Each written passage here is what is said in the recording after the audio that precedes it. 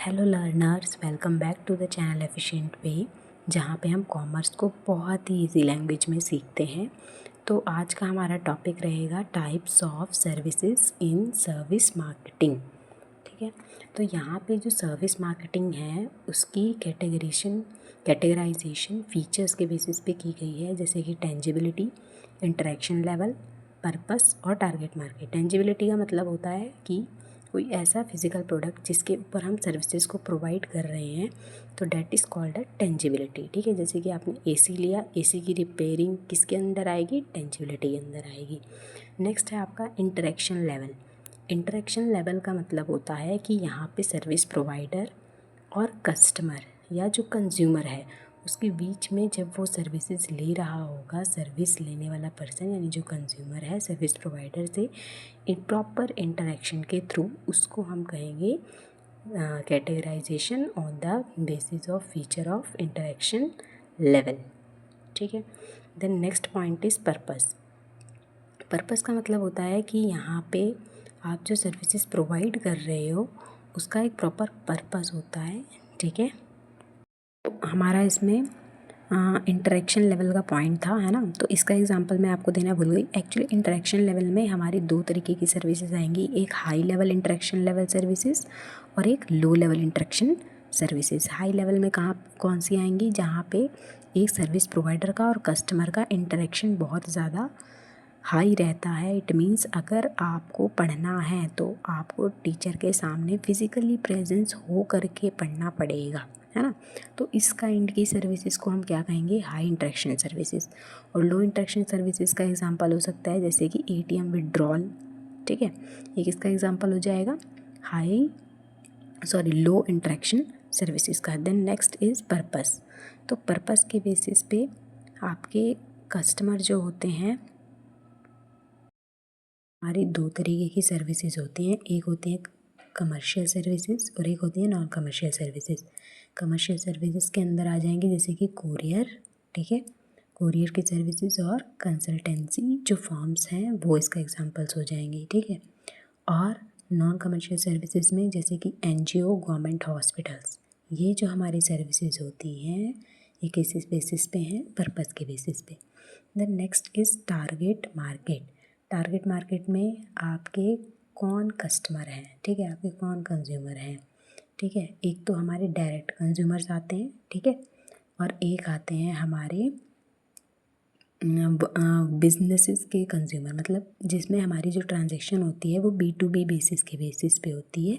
ठीक है, B2B मतलब बिजनेस टू बिजनेस, जहाँ पे एक बिजनेस ही बिजनेस को क्या प्रोवाइड कर रहा है?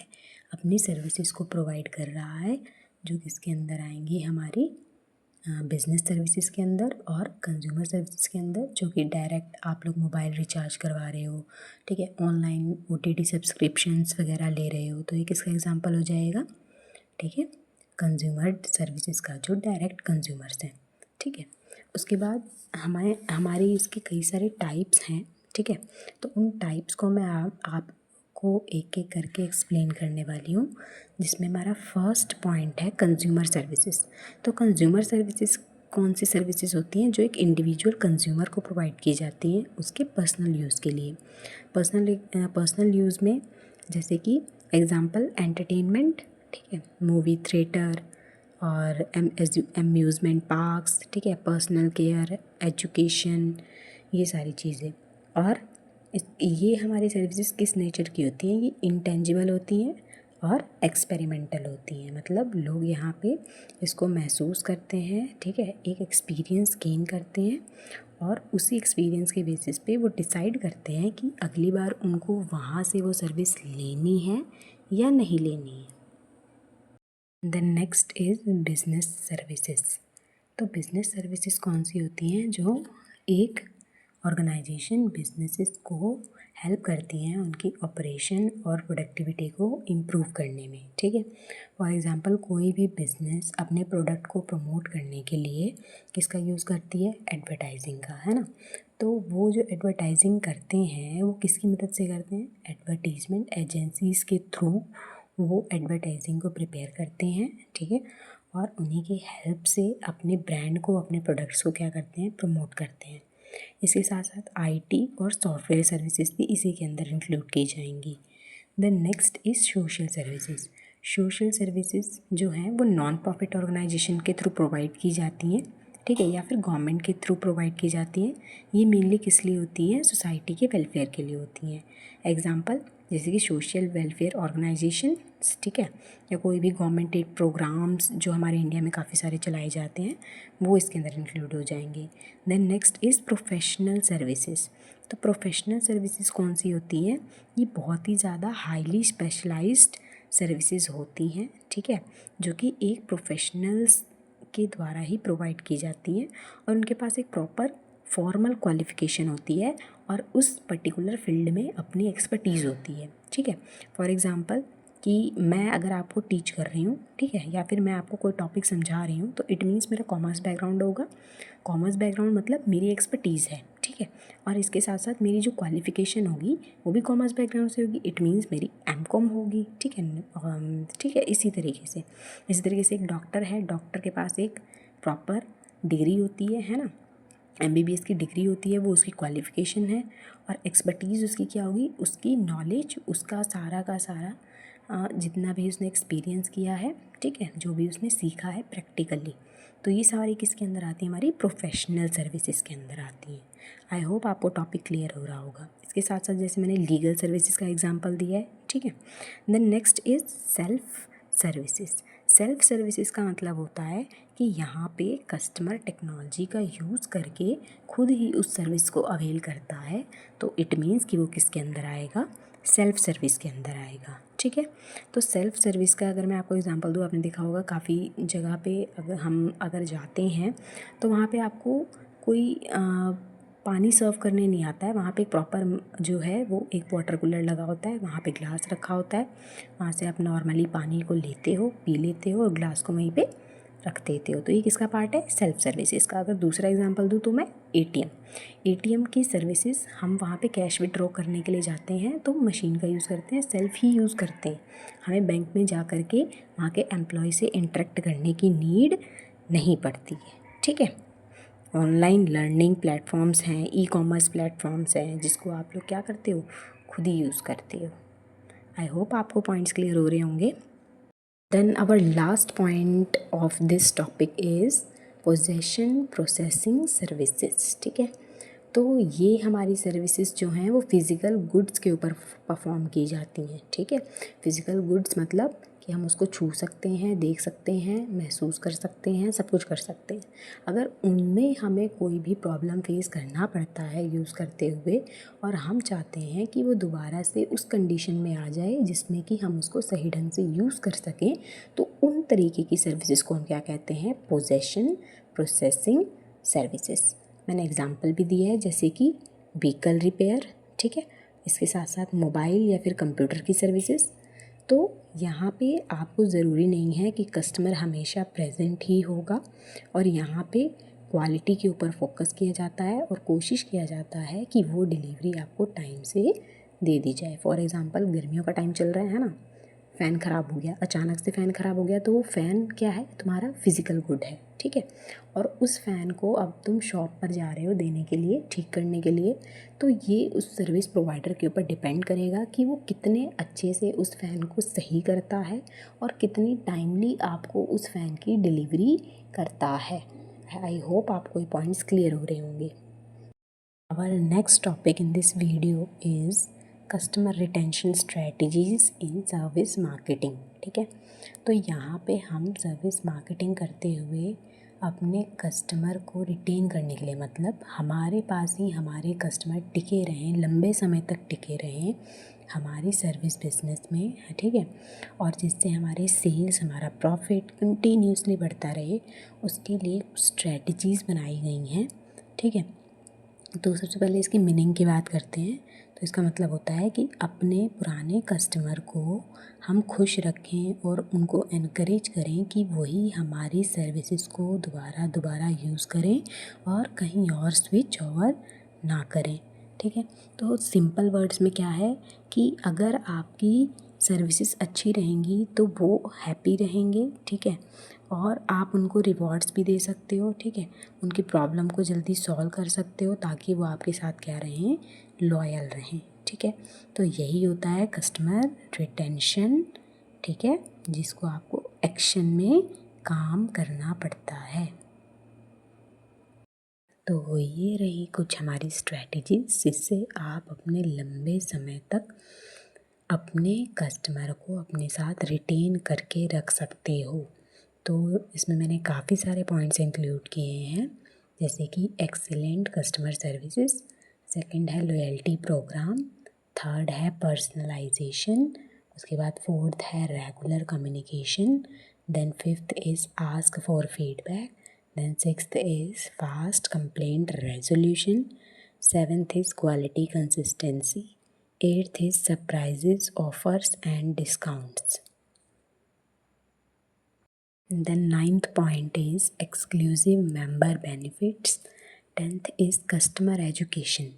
तो मैं आपको ये सारे पॉइंट्स एक्सप्लेन करने वाली हूँ, ठीक है।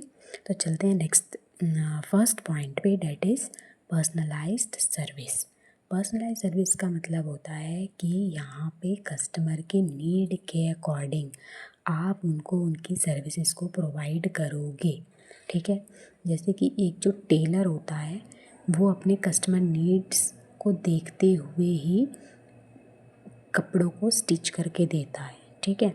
जैसे कि कोई और एग्जांपल लेते हैं कि एक स्पा जो है वो ये हमेशा याद रखता है कि उसका फेवरेट मसाज टाइप कौन सा है, ठीक है, और वो सजेस्ट करता है कि नेक्स्ट विज़िट में वो क्या कौन सा उसको इस्तेमाल करवाना है, कौन सा यूज़ करवाना है, ठीक है, क्या करवाना है।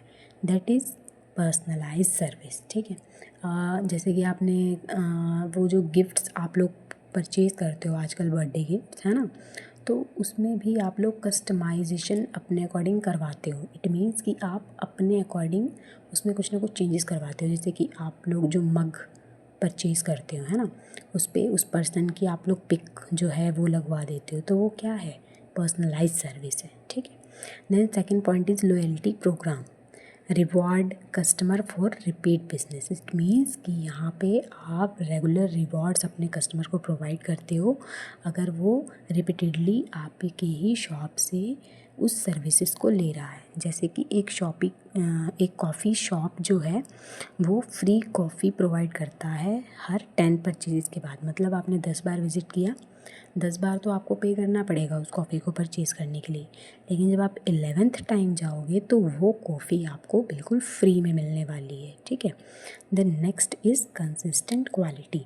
इसका मतलब है कि अगर आपकी क्वालिटी में कोई भी चेंज नहीं है, आप अपने क्वालिटी को उसी तरीके से प्रोवाइड कर रहे हो जिस तरीके से आप हमेशा से प्रोवाइड करते आ रहे हो, जिससे आपके पास कस्टमर रुके हुए हैं, तो इट मीन्स कि ये क्या है कि आपकी क्वालिटी कंसिस्टेंटली आप उसी तरीके से प्रोवाइड कर रहे हो, ठीक है। तो कस्टमर आपसे जुड़ा रहेगा, ठीक है। अच्छी हाई क्वालिटी सर्विसेज जब भी आप प्रोवाइड करते हो तो कस्टमर आपके साथ लंबे समय तक जुड़ता है और दूसरों को भी बताता है कि मैंने ये जो सर्विसेज है वो यहाँ से ली हैं, आप भी वहीं से ट्राई करो, है ना।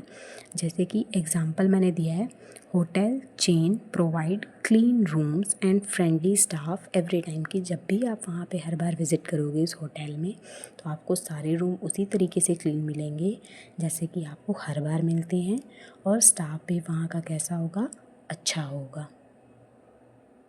Next point is customer feedback. Customer feedback का मतलब होता है कि आप लोग कस्टमर को पूछते हो, ठीक है, उनके लिए सारी की सारी चीज़ें आपके लिए मैटर करती हैं, उनके ओपिनियंस वगैरह आप लोग सब कुछ नोट डाउन करते हो, है ना। जैसे कि आप लोगों ने देखा होगा कि जैसे हम ई-कॉमर्स शॉपिंग ऐप्स जो यूज़ करते हैं वहाँ पे फीडबैक का भी ऑप्शन होता है जहाँ पे आप अपने रिव्यूज़, है ना, रेटिंग्स या फिर रिटन फीडबैक, है ना, प्रोवाइड करते हो, जिससे उनको फर्दर इम्प्रूवमेंट में क्या मिलती है, हेल्प मिलती है कि उनको आगे और अपनी सर्विसेज में किस तरीके की मॉडिफिकेशन करनी चाहिए, है ना। जैसे कि मैंने यहाँ पे जो एग्जांपल दिया है वो रेस्टोरेंट का दिया है कि आप उनसे एक फीडबैक फॉर्म फिल करवाते हो कि वो अपने मेन्यू ऑप्शन में और क्या क्या चेंजेस कर सकते हैं, ठीक है। Then next point is excellent customer services. तो इसका मतलब क्या होता है कि यहाँ पे आप उनको फास्ट, पोलाइट और एक हेल्पफुल सपोर्ट प्रोवाइड करते हो ताकि वो हैप्पी फील करें और वैल्यूड भी फील करें, है ना, कि उनकी कुछ ना कुछ वैल्यू है जो कि वो आपके ऑर्गेनाइजेशन से सर्विसेज ले रहे हैं, तो उनकी कुछ ना कुछ इम्पॉर्टेंस है। जैसे कि अगर आप बैंक में विज़िट कर रहे हैं तो इट मीन्स कि वहाँ का जो स्टाफ है वो आपको अच्छे से जान चुका है, आपको प्रॉपर तरीके से सपोर्ट कर रहा है, आपको वैल्यू दे रहा है ना। Then next point is fast complaint resolution. Fast complaint resolution का मतलब होता है कि यहाँ पे अगर आपको सर्विसेज में कोई भी प्रॉब्लम आ रही है तो आप उसको कंप्लेन कर सकते हो, और उस कंप्लेन को करने के बाद वहाँ के जो सर्विस प्रोवाइडर हैं वो कितनी जल्दी एक्शन ले रहे हैं, कितनी जल्दी आपकी उस प्रॉब्लम को ठीक कर रहे हैं, वो सारा का सारा इसके अंदर आता है, जो कि एक बहुत अच्छी स्ट्रेटजी मानी गई है सर्विस मार्केटिंग में। ठीक है, जैसे कि कस्टमर ने फूड ऑर्डर किया लेकिन वो लेट आया, है ना, और फूड ठंडा हो गया, तो वो क्या करते हैं, कस्टमर सपोर्ट को कांटेक्ट करते हैं, तो वो उनको जल्दी से रिस्पॉन्स करते हैं, सिंसियरली उनसे माफ़ी मांगते हैं, उसके बाद कुछ रिफ़ंड ऑफ़र करते हैं या कोई डिस्काउंट ऑफ़र कर देते हैं कि नेक्स्ट ऑर्डर पे हम आपको इतना डिस्काउंट दे देंगे, है ना। चलो नेक्स्ट पॉइंट चलते हैं, सरप्राइज़ ऑफ़र्स एंड डिस्काउंट। इसका मतलब क्या है कि आप अगर अपने कस्टमर को काफ़ी लंबे समय तक रिटेन करना चाहते हो तो आपके पास ये भी एक बहुत अच्छी स्ट्रेटजी है कि आप उनको अनएक्सपेक्टेड ऑफ़र्स दे दो, ठीक है, जो उन्होंने एक्सपेक्ट नहीं किया था, डिस्काउंट्स दे दो, गिफ्ट्स दे दो कुछ, है ना, जिससे कि कस्टमर क्या हो, एक्साइट हो जाए, है ना, और फील करें, स्पेशल फील करें, और इसके साथ साथ वो वहाँ पे दोबारा से आपकी सर्विसेज को लेना चाहेंगे। देन एग्जांपल इसका क्या हो सकता है, जैसे कि फूड डिलीवरी ऐप, सैलून की सर्विसेज, OTT प्लेटफॉर्म, ये सारे किसके एग्जांपल हैं, सरप्राइज़ ऑफ़र एंड डिस्काउंट के। जैसे कि आपके पास जियो की सिम है, ठीक है, तो जियो की जो आप सर्विसेज ले रहे हैं वो आप हर महीने रिचार्ज करवा रहे हैं, और एक टाइम ऐसा आता है कि वो आपको कहते हैं कि आप अगर इस मंथ रिचार्ज कराओगे तो हम आपको इस ऐप की जो सब्सक्रिप्शन है वो फ्री दे दें, है ना, होता है ऐसा, आपको मैसेजेस भी आते होंगे। Next point is regular communication. इसका मतलब है कि आपको अपने कस्टमर के साथ रेगुलर कांटेक्ट मेंटेन करना पड़ेगा, उनसे बात करनी पड़ेगी, उनके साथ टच में रहना पड़ेगा, ठीक है, ताकि वो कस्टमर वैल्यू फील करे। ठीक है, एग्जांपल जैसे कि ऑनलाइन लर्निंग प्लेटफॉर्म आपको बार बार रिमाइंड करते हैं कि आपका सब्सक्रिप्शन ख़त्म होने वाला है 3 दिनों में, तो अगर आप इसको रीन्यू करते हो तो आपको 20% ऑफ़ मिल जाएगा। ऐसे रिचार्ज के केसेस में भी होता है ना, जब आप रिचार्ज नहीं कराते हो, है ना, तो आपके पास मैसेजेस आना स्टार्ट हो जाते हैं, आपके साथ रेगुलर कम्युनिकेट करते हैं, आपके बर्थडे पे आपको विशेस सेंड करते हैं। Then next point is customer education, की आपको कस्टमर को उस सर्विसेज को यूज़ करना सिखाना होगा अगर उस सर्विस को उसे यूज़ करना नहीं आता है। जैसे कि बैंक्स क्या करते हैं, अपने कस्टमर को शो करते हैं कि वो मोबाइल बैंकिंग ऐप्स को कैसे यूज़ कर सकते हैं सिंपल वीडियोज़ के थ्रू, है ना। Then next point is exclusive member benefit. Exclusive member benefit का मतलब ये है कि आप कुछ स्पेशल पर्क्स प्रोवाइड करते हो उन मेंबर्स को जो कि लॉयल होते हैं, ठीक है, और बार बार आपसे सर्विसेज लेते हैं। जैसे कि कॉफ़ी शॉप जो है वो अपने मेंबर को फ्री ड्रिंक प्रोवाइड करता है नेक्स्ट 10 परचेजेस के बाद। अगर आपको इस टॉपिक में कोई भी कन्फ्यूजन है तो आप कमेंट सेक्शन में मुझसे पूछ सकते हैं, ठीक है। और मैं चाहूँगी कि जो कस्टमर एजुकेशन वाला पॉइंट है इसका एक एग्ज़ाम्पल आप भी मुझे कमेंट बॉक्स में बताओ। तो आई होप आपको ये टॉपिक क्लियर हुआ होगा। मिलते हैं फिर नेक्स्ट वीडियो में एक न्यू टॉपिक के साथ।